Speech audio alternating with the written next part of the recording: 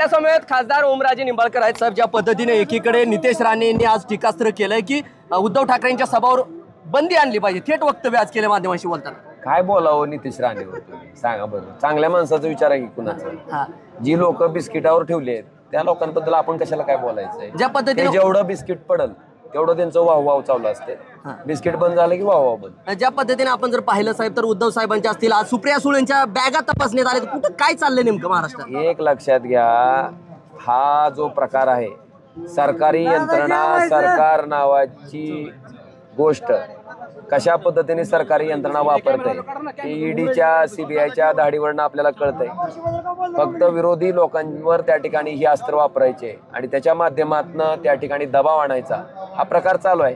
बॅगा तपासायला काय हरकत नाही, पण मला वाटतं उद्धव साहेबाच्या सुप्रियाताईच्या बॅगा तपासण्यापेक्षा त्या पुलवामा जो त्या ठिकाणी RDXचा हल्ला झाला त्याच्या बॅगा जर तपासल्या असत्या तर किमान 40 जवान शहीद होण्यापासून वाचलं असतं.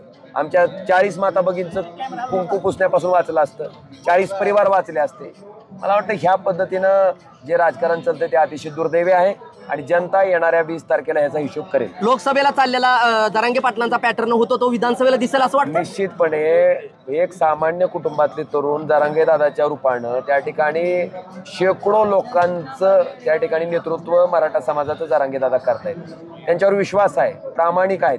ह्या भावनेतनं सगळा समाज त्यांच्या पाठीशी आलेला आहे आणि निश्चितपणे त्याचा परिणाम सुद्धा ह्या विधानसभेच्या निवडणुकीमध्ये सुद्धा सामान्य माणसं त्या ठिकाणी जरांगे दादांना जो फसवण्याचा प्रकार झालाय, त्यांच्याकडे 2 जजेस पाठवायचे, त्यांच्याकडे सचिव पाठवायचे, त्यांच्याकडे अध्यादेश काढलेला कागद पाठवायचा, छत्रपती शिवाजी महाराजांची शपथ व्हायची आणि मग त्याच्यापासून पलटायचं, हा प्रकार महाराष्ट्राने बघितला आणि महाराष्ट्र त्याचा हिशोब घेईल. नक्की जागा किती मिळतील दादा, काय विश्वास वाटतो? काळजी करू नका, ह्यांचा सुपडा साफ होणार आहे महायुतीचा, लोक दाखवून देतील. हे होते ओमराजे निंबाळकर आणि महायुतीचा सुपडा साफ होणार असल्याचा जो विश्वास जो आहे तो ओमराजे निंबाळकर यांनी TV9 शी बोलताना व्यक्त.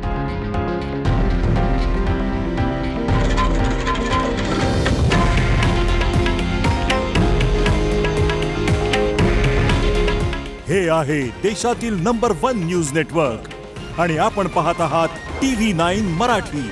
काळजी तुमची, हित महाराष्ट्राचं.